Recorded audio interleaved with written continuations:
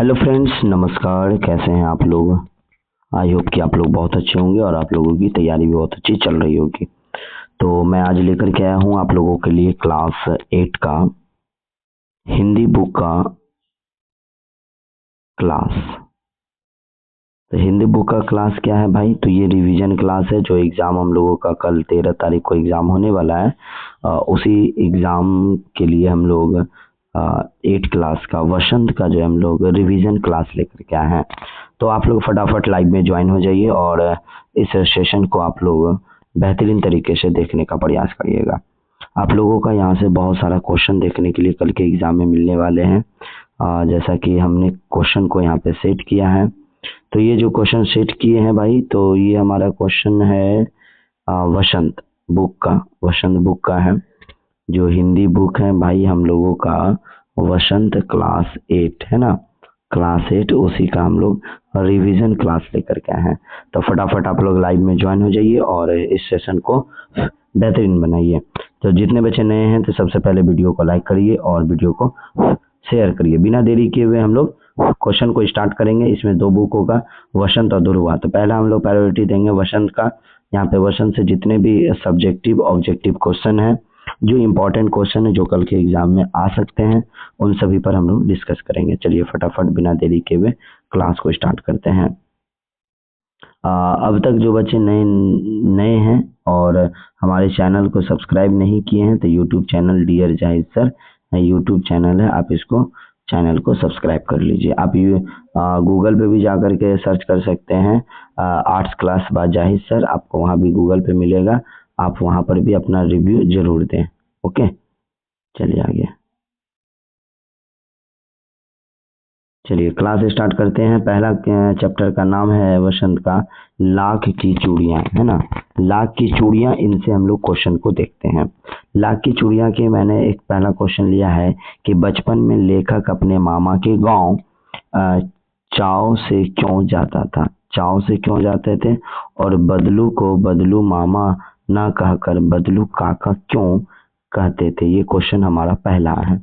तो हम देखते हैं इस पहले क्वेश्चन का आंसर। तो यहाँ पर देखिए लिखा हुआ है कि बचपन में लेखक अपने मामा के गांव बहुत चाव से जाता था, मतलब चाह से जाता था, क्योंकि वहां रहने वाला बदलू बदलू जो था मनिहार लेखक को 1 लाख की सुंदर रंग बिरंगी गोलियां बनाकर देता था, जो लेखक को बेहद प्रिय थी।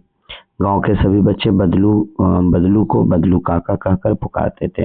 इसी कारण लेखक भी अपने मामा के गांव का होने के बावजूद बदलू मामा ना बोलकर बदलू काका कहते थे।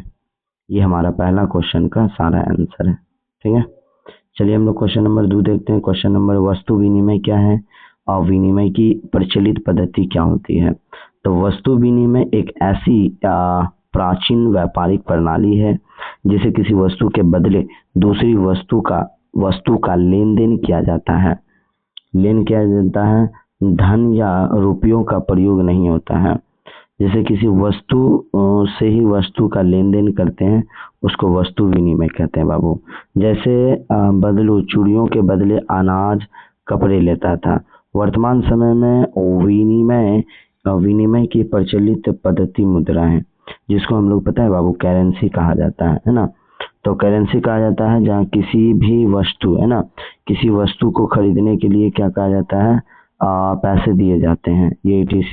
ये हमारे सारे के सारे आंसर थे। तो चलिए हम लोग क्वेश्चन नंबर 3 देख लेते हैं। क्वेश्चन नंबर 3 और क्वेश्चन नंबर 4 को हम लोग डिस्कस करते हैं। क्वेश्चन नंबर 3 में बोलता है कि बदलू के मन में ऐसी कौन सी व्यवस्था थी जो लेखक से छिपी न रह सकी।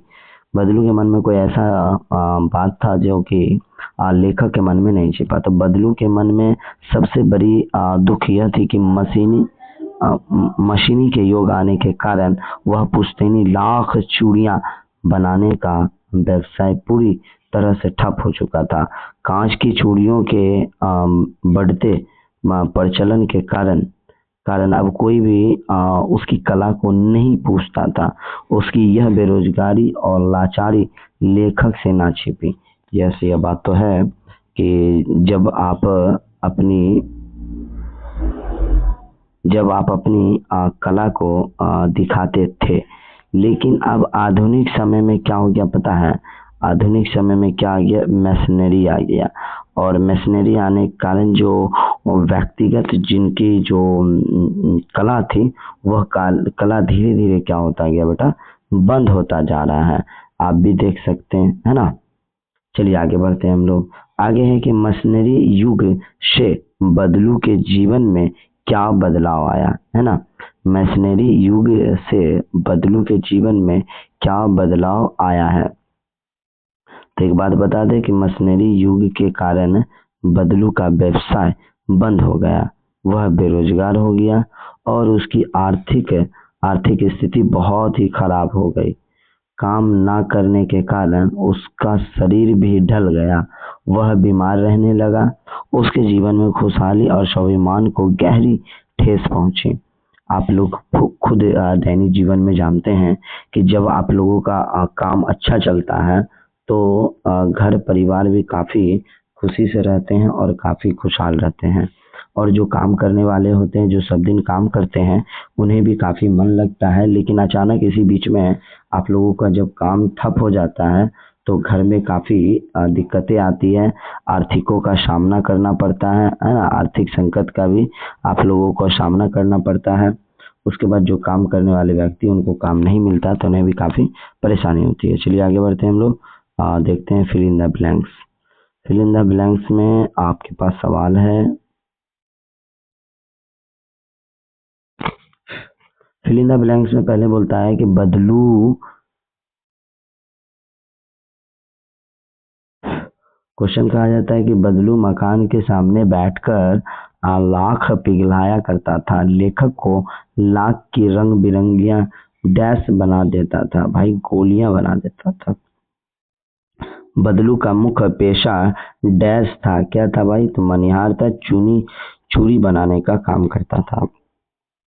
वस्तु विनिमय में रुपया के स्थान पर डैश का लेन देन होता है, तो वस्तुओं का लेन देन होता है। ऑब्जेक्टिव में, कल के ऑब्जेक्टिव में आप यहाँ से सवाल को देखिएगा कि वस्तु विनिमय में रुपयों के स्थान पर किसका लेन देन किया जाता था? तो भाई लेन देन वस्तुओं का किया जाता था।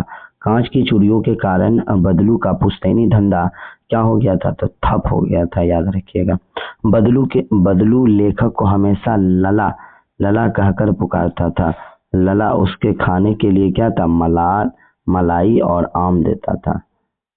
चलिए आगे बढ़ते हैं हम लोग। अब इसके मैच द फॉलोइंग क्वेश्चन को देख लेते हैं। मैच द फॉलोइंग क्वेश्चन में क्या है? बदलू का व्यवसाय क्या था? तो ये मनिहारा वाला था, लाख की चूड़ियां। प्राचीन विनिमय पद्धति क्या था? तो वस्तु विनिमय पद्धति था। आधुनिक विनिमय पद्धति क्या है? तो मुद्रा है, याद रखिएगा। पहले क्या होता था कि वस्तु के बदले, है ना, याद रखिएगा, पहले क्या था कि ध्यान दीजिएगा कि पहले वस्तु जो था ना, वस्तु के बदले बेटा वस्तु ही दिया जाता था, ठीक है। वस्तु के बदले वस्तु दिया जाता था, लेकिन अभी वस्तु के बदले पैसे लोगों को देना पड़ता है। तो यहाँ पे चलो, बदलू व्यवसाय क्या था? मनिहारा था। प्राचीन विनिमय पद्धति और वस्तु विनिमय था। और आधुनिक विनय पद्धति क्या है? तो मुद्रा है। और लेखक को बदलू क्या कहता था? तो लाला कहता था, लल्ला। वस्तु व्यवसाय बंद होने का कारण क्या था? मशीनरी युग आने के कारण। चलिए आगे बढ़ते हैं। चैप्टर 2 देखते हैं। बस की यात्रा, बहुत अच्छा चैप्टर है। बस की यात्रा को देखिएगा। और यहाँ पर कहा जाता है कि बस की यात्रा जो था, इसका पहला क्वेश्चन हम लोगों ने लिया है कि मैंने उस कंपनी के हिस्सेदार की तरफ पहली बार श्रद्धा भाव को से देखा। लेखक के मन में हिस्सेदार साहब के लिए श्रद्धा क्यों जग गई? लेखक के मन में बस कंपनी के हिस्सेदार के प्रति श्रद्धा इसलिए जग गई क्योंकि वह जिम्मेदार बस के टायरों को जर्जर स्थिति को भली भांति जानता था। वह जानता था कि टायर कभी भी फट सकते हैं, जान जोखिम में पड़ सकती है। फिर भी वह सिर्फ थोड़े से मुनाफे के लिए अपनी जान हथेली पर रखकर बस का यात्रा कर रहा था। तो समझ में आ गया होगा। अगला क्वेश्चन है, मैं हर पेड़ को अपना दुश्मन समझता रहा। लेखक पेड़ों को दुश्मन क्यों समझते हैं? पेड़ तो हमारे मित्र होते हैं, तो फिर पेड़ जो है दुश्मन क्यों? बस इसी हालात इतनी खराब थी कि उसका स्टीयरिंग कभी भी टूट सकता था, ब्रेक फेल हो सकता था। लेखक को डर लगता था डर लेखक को डर लग रहा था कि बस अनियंत्रित होकर सड़क के किनारे लगे पेड़ों से ना टकरा जाए। जब भी कोई पेड़ सामने आता, लेखक को लगता कि अब बस इससे टकराएगी, दुर्घटना हो जाएगी। इसी डर के कारण वह पेड़ को अपना दुश्मन समझता था। देखिए, हमारे ये सड़क है और सड़क के बगल में आप लोग देखते होंगे कि बहुत सारे जो है पेड़ लगे रहते हैं ना, पेड़ लगे रहते हैं। तो लेखक को यह लगता था कि यह जो गाड़ी जा रहा है, कहीं गाड़ी अनियंत्रित होकर के कहीं पेड़ों से जाके ना टकरा जाए। इसी कारण से पेड़ को जो है वो अपना दुश्मन मानता था। चलिए अगला क्वेश्चन हम लोग 3 नंबर को देखते हैं। क्वेश्चन नंबर 3 में देख लीजिए, सविनय अवज्ञा आंदोलन किसके नेतृत्व में हुआ था और उसका उद्देश्य क्या था? तो याद रखिएगा, ये जो सविनय अवज्ञा आंदोलन था 1930 में हुआ था। सविनय अवज्ञा आंदोलन 1930 में महात्मा गांधी जी के द्वारा हुआ था। याद रखिएगा, जो हमारे महात्मा गांधी जी जो थे, हमारे राष्ट्रीय पिता, उनके द्वारा ही राष्ट्रपिता जो थे, राष्ट्रपिता उनके द्वारा ही यह किया गया था। ठीक है, चलिए आगे बढ़ते हैं। इसी में आपको हम क्वेश्चन दिखाते हैं। तो सविनय अवज्ञा आंदोलन महात्मा गांधी जी के द्वारा नेतृत्व में सन 1930 में अंग्रेजों के खिलाफ हुआ था। नमक कानून का था। नमक कानून तोड़ने का पूर्ण स्वराज प्राप्त करने के उद्देश्य से चलाया गया था। लेखक ने बस की दयनीय और जर्जर स्थिति को दर्शाने के लिए इस आंदोलन का नाम प्रतीकात्मक प्रयोग किया था। मतलब इस यात्रा को, इस मतलब जय दयनीय जर्जर स्थिति को दर्शाने के लिए ही सविनय अवज्ञा आंदोलन का नाम दिया गया था। और सविनय अवज्ञा आंदोलन महात्मा गांधी जी के द्वारा किया गया था 1930 में अंग्रेजों के खिलाफ। नमक कानून, लेखक और उसके 4 मित्र शाम को डैश की बस से जाना चाहता था। 4 बजे की बस से जाना चाहता था। Question number fill in the blanks का 2 नंबर, बस को देखकर लेखक के मन में डैश उमड़ पड़ी, तो सिरधा उमड़ पड़ी।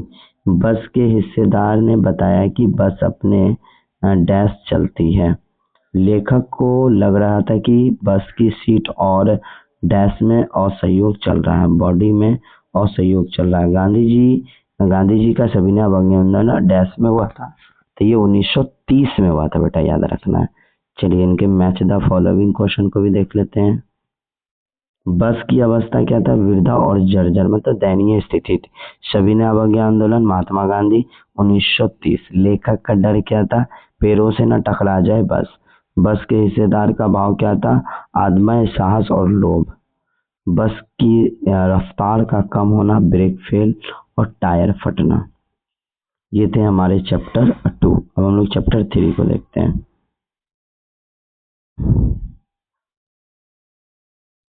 चैप्टर 3 से हमने 2 क्वेश्चन लिया है लघु उत्तरीय का। दीवानों की हस्ती, चैप्टर का नाम है दीवानों की हस्ती। लेखक ने अपने आने को उल्लास और आंसू बनकर बहा जाना क्यों कहा? कभी एक मस्त मौला स्वभाव का दीवाना व्यक्ति है। जब वह कहीं आता है तो अपने साथ खुशियों और उमंग लेकर आता है, जिससे चारों तरफ उल्लास का माहौल बन जाता है। परंतु जब वह उस जगह को छोड़कर आगे बढ़ता है तो उसके जाने के गम में लाखों की आंखों से आंसू बहने लगते हैं। कविता में ऐसी कौन सी बात है जो आपको सबसे अच्छी लगी? बताइए। कविता में कौन सा ऐसा बात है दीवानों की हस्ती में कि आपको बहुत अच्छा लगा होगा? तो याद रखिएगा, इस कविता में सबसे अच्छी बात है कि कवि और जीवन के प्रति सकारात्मक, बेफिक्र बेफिक्र और मस्त मौला दृष्टिकोण से है। वह एक सुख दुख दोनों को एक समान भाव से ग्रहण करता है और समाज में बिना किसी भेदभाव का निस्वार्थ भाव से प्यार लुटाता है। यही हमें बहुत अच्छा लगा। चलिए इस चैप्टर का हम लोग फिल इन द ब्लैंक्स को देख लेते हैं। फिल इन द ब्लैंक्स में बोलता है, हम दीवानों की डैश है, आज यहाँ कल वहाँ है तो हस्ती। आई आए बनकर उल्लास अभी, आंसू बनकर डैश चले, बहू चले अभी। कभी सुख दुख में घूंटों को एक भाव से पीता है, भाव होता है। हम भिखमंगों की दुनिया है, स्वच्छ लुटा कर चलेंगे। भिखमंगो कभी अपने स्वयं के डैश तोड़कर आगे बढ़ता है, बंधन तोड़कर आगे बढ़ता है। चलिए आगे बढ़ते हैं। मैच द फॉलोइंग देख लेते हैं हम लोग। मैच द फॉलोइंग में क्या है भाई? दीवानों का स्वभाव मस्त मौला और बेफिक्र, आने का प्रभाव चारों ओर उल्लास फैलाना, जाने का प्रभाव आंसू बनकर बह जाना, दुनिया का स्वरूप भिखमंगों जैसी सिर्फ लेना जानने वाली निस्वार्थ प्यार और खुशियाँ। ये सबका सब हमारा क्लियर हो गया। चैप्टर 4 में आ जाते हैं। आप लोग लिखते चलिएगा, जितने भी बच्चे नहीं जुड़े हैं और जिनका भी 9:30 या 2 बजे से एग्जाम है, आप लोग इस वीडियो को पूरा देखिएगा और सारा क्वेश्चन को कोशिश करिएगा रिवीजन कर लीजिए। देखिए आपके पास लिखने का समय नहीं है, तब जितना क्वेश्चन हम इसमें बता रहे हैं सारे क्वेश्चन को आप 1 बार 2 बार देख लीजिए, जरूर 2-3 बार देख लीजिएगा, आप लोगों का क्लियर हो जाएगा सारा क्वेश्चन, तो आप लोगों को लिखने में बहुत हेल्प होगा। चलिए चैप्टर नंबर 4 देख लेते हैं। भगवान की डाकियाँ। भगवान के डाकिए। भगवान के डाकिए से हम 2 क्वेश्चन लिए हैं जो इम्पोर्टेंट लग रहा था। देखना अभी इस 2 क्वेश्चन में कौन से क्वेश्चन हमारे एग्जाम में आते हैं। तो कवि ने पक्षी और बादल को भगवान के डाकिए क्यों बताया, स्पष्ट कीजिए। कवि ने पक्षी और बादल को भगवान के डाकिया इसलिए कहा कि भगवान का डाकिया मतलब पक्षी को कहा जाता है। भगवान का डाकिया कौन हो सकता है? तो पक्षी ही हो सकता है। पक्षी ही ना खबर देता है ना, याद रखिएगा। तो इसलिए कहा है क्योंकि ये दोनों बिना किसी सीमा या भेदभाव के एक देश से दूसरी देश तक ईश्वर का भेजा हुआ संदेश मतलब प्रेम, सद्भावना, विश्व बंधुत्व और एकता पहुंचाते हैं।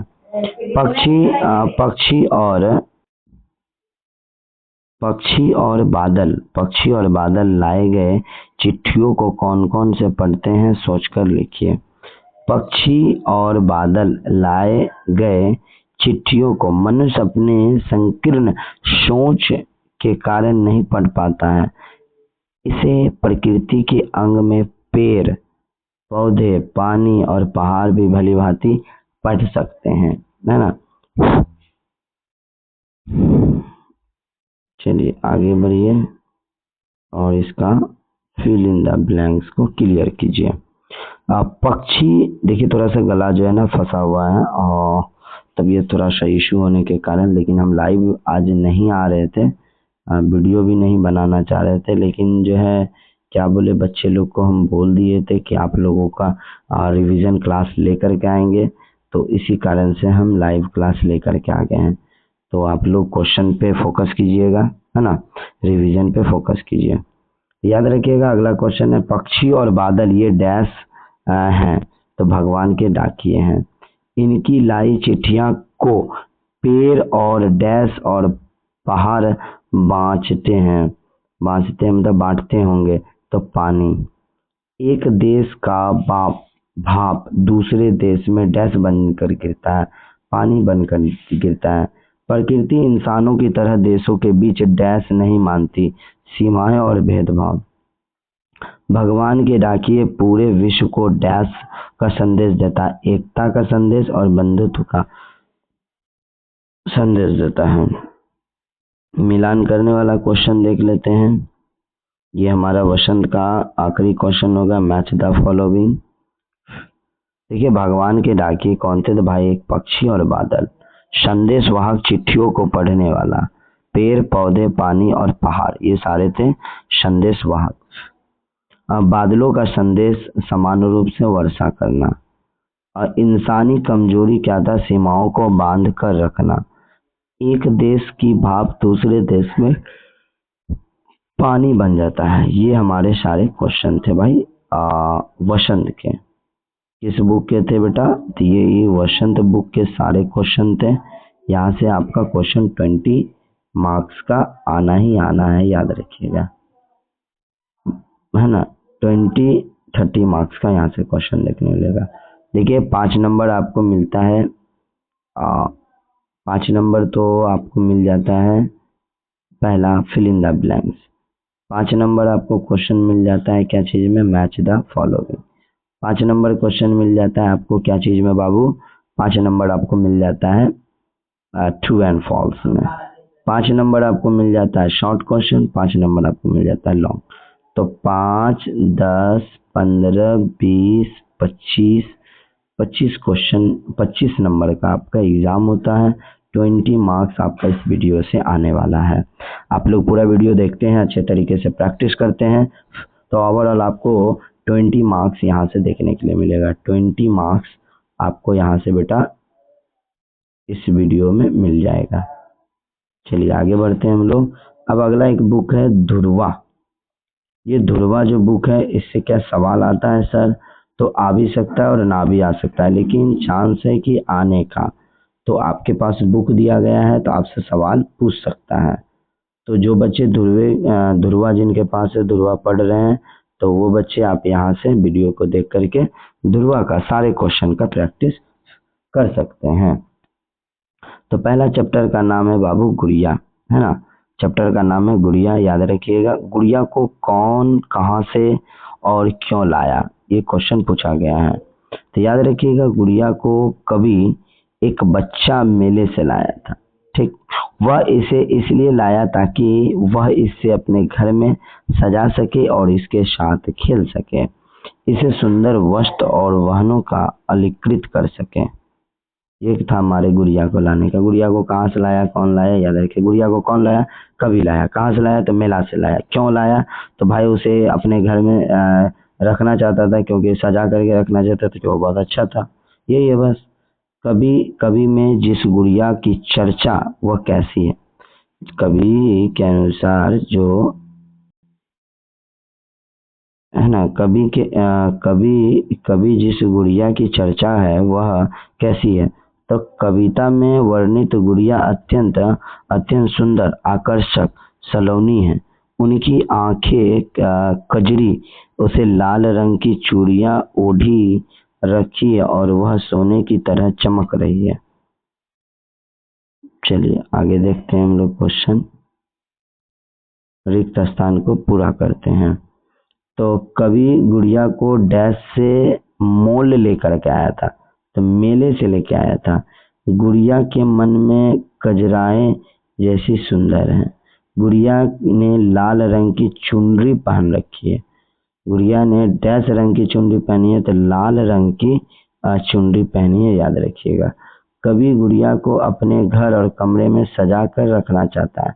बताए थे कि कवि ने इसे खरीद करके इसलिए लाया था मेले से, क्योंकि वो अपने घर में सजा कर रखना चाहता था। चलिए, मेले में बहुत से खिलौने के बीच गुड़िया सबसे प्यारी और अनमोल थी।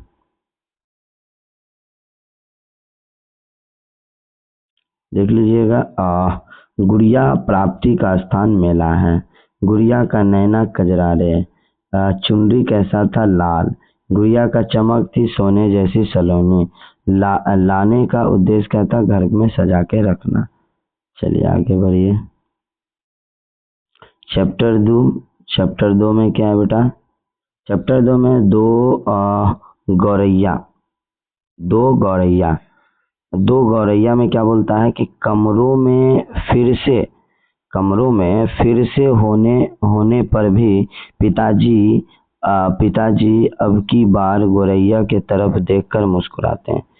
कमरों में फिर से होने, क्यों, पिताजी ने पहले गौरैया को घर से भगाने का बहुत प्रयास किया, परंतु बार बार गौरैया वापस आ जाते थे। अंत में जब पिताजी ने देखा कि गौरैया के छोटे छोटे बच्चे अंडे से बाहर निकल रहे आए, चूं चूं करके शोर मचा रहे हैं, तो उनका कठोर मन करुणा और वतस से भर गया।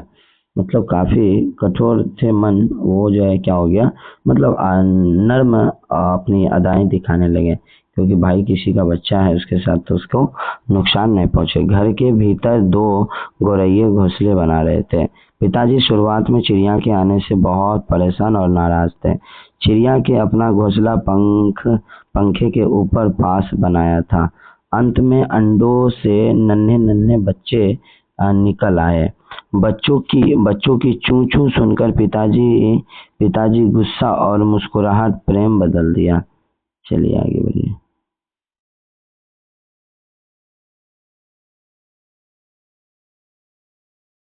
क्वेश्चन है मुख्य पात्र जीव 2 गौरैया। घोंसले के निर्माण सामग्री में तिनके और सूत। पिताजी प्रारंभिक भाव, क्रोध और भगाने का प्रयास किया था। नया शोर होने के कारण नन्हे बच्चों का जन्म। नया शोर क्यों हो रहा था? नन्हे बच्चों का जन्म होता है। पिताजी अंतिम में भाव के साथ मुस्कुराहट और करुणा दिखाया। चैप्टर 3 का देख लेते हैं। आप लोग लिख लीजिए, रिवीजन कर लीजिएगा। चैप्टर 3 में बोलता है चिड़ियों से यूरोप।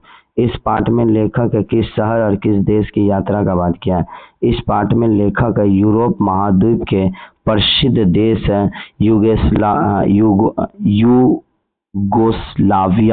यूगोस्लाविया का यात्रा का चर्चा किया है।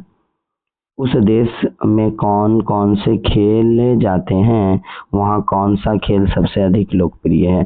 तो उस देश है ना यूगोस्लाविया में football, basketball, volleyball, handball, tennis जैसी कई खेल जो है प्रसिद्ध थे। अधिक लोकप्रिय वहाँ पे फुटबॉल था। याद रखिएगा, यूगोस्लाविया में सबसे अधिक फुटबॉल लोकप्रिय था। लेखक याद रखिएगा, आगे चलते हैं। लेखक ने यह पत्र यूरोप महाद्वीप की यात्रा के दौरान लिखा था। वह सबसे प्रसिद्ध लोकप्रिय फुटबॉल को मानते थे। वहाँ के लोग खाने में सूप और पनीर बहुत पसंद करते हैं। याद रखिएगा, चिट्ठियों के माध्यम से लेखक ने वहाँ की डैश का वर्णन किया है। तो भाई संस्कृति और जीवन शैली का वर्णन किया। यूरोप के इस हिस्से में बच्चों के खेलों को बहुत डैश दिया है, प्रोत्साहन और महत्व दिया है। चलिए इसके मैच द फॉलोइंग क्वेश्चन को हम लोग देख लेते हैं। मैच द फॉलोइंग बोलता है यात्रा के स्थान, भाई यूगोस्लाविया यूरोप का शहर है। सर्वाधिक लोकप्रिय खेल वहाँ पे फुटबॉल था। मुख्य भोजन क्या था? सूप और ब्रेड खाता था, है ना। पाठ का विधा क्या है? तो पत्र भाई, पत्र भेजने का माध्यम कहता था हवाई जहाज और डाक। क्लियर है भाई। अगला चैप्टर है 4 जिसका नाम है ओश। और है क्या? चैप्टर 4 और चैप्टर 5 इसके बाद है क्या? अब नहीं है। चैप्टर 4 को हम लोग पहले क्लियर कर लेते हैं। चैप्टर 4 में क्या है बेटा? ओस। चैप्टर 4 में ओस है। इसका क्वेश्चन हमने 2 लिया है। कविता में रत्न किसे कहा गया है? वो कहाँ कहाँ बिखरे हुए थे। कविता में ओस की बूंदे चमकीले रत्न कहा गया है। ओस की बूंदे को इस कविता में रत्न कहा गया है। ये रत्न हरी हरी घास पर, पत्तों पर, फूलों पर और पंखुड़ियों पर चारों तरफ बिखरे हुए थे। ओस के कणों को देखकर कवि का मन क्या करना चाहता था? तो याद रखिएगा, ओस के कणों की अद्भुत अलौकिक सुंदरता को देखकर कवि के मन करता था कि वह इन अंजलि हाथों में भरकर अपने घर ले आए और इन पर एक सुंदर कविता लिखे।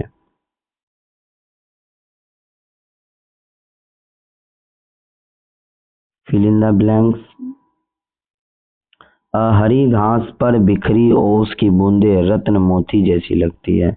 सुबह के समय सूर्य का किरणें पड़ने पर ओस चमकने लगते हैं। कवि कवि की बूंदे को अपने अंजलि हाथों समेटना चाहता था। ओस की बूंदे प्रकृति का श्रृंगार जैसी प्रतीत होता है।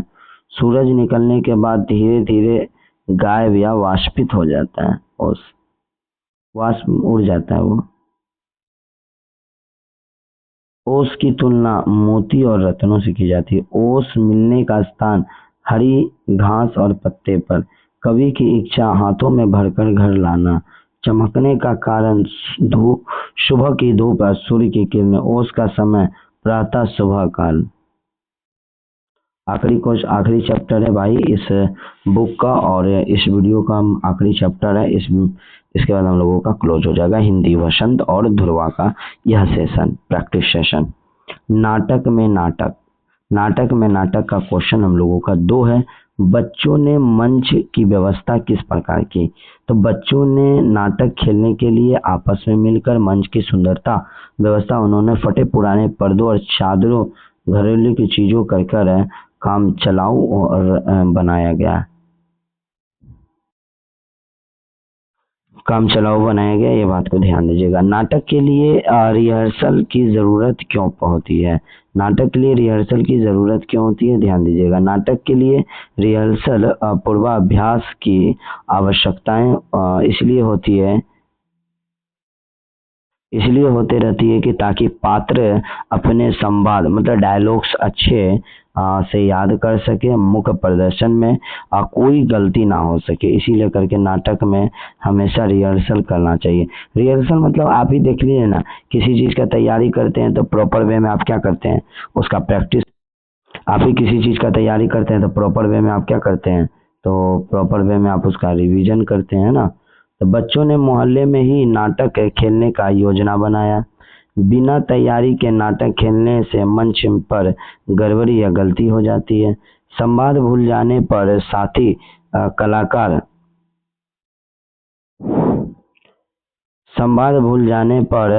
कलाकार एक दूसरे को प्रॉपर्टी याद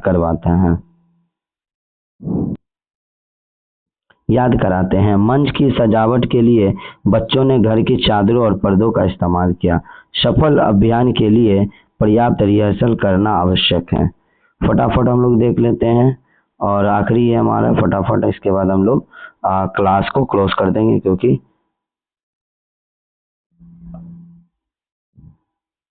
बच्चों का आयोजन कैसा था? नाटक प्रस्तुति था। रिहर्सल की कमी का परिणाम क्या था? मंच पर संवाद करना। मंच सामग्री क्या था? घर के पुराने पर्दे और चादरें थे। 7 कलाकारों का काम एक दूसरे का मदद करना। नाटक की सफलता का राज क्या था? कड़ा अभ्यास और सूझबूझ। तो हम लोगों ने ओवरऑल सभी चैप्टरों को देख लिया। तो आप लोग इस वीडियो को ज़्यादा से ज़्यादा अपने दोस्तों में शेयर कर दीजिए। जिनका भी फर्स्ट सिटिंग और सेकंड सिटिंग में एग्जाम है, बेटा आप लोग इस वीडियो को जरूर शेयर कीजिएगा, ठीक है। इस वीडियो को शेयर कीजिएगा। पहली बार हमारे चैनल पर आए हैं तो चैनल को आप सब्सक्राइब कर दीजिए। हमारे गूगल से जाकर के आप लोग हमारे पेज को भी फॉलो कर लें। आपको फेसबुक पे है ना, इंस्टाग्राम पे, सभी जगह आपको इसका मिल जाएगा। तो एक काम कीजिएगा, आप लोग इस वीडियो को शेयर कीजिए और इसका अच्छा तरीके से आप प्रैक्टिस कर लीजिए। बहुत इंपॉर्टेंट होने वाला है। चलिए फिर मिलते हैं नेक्स्ट वीडियो में। बहुत बहुत धन्यवाद।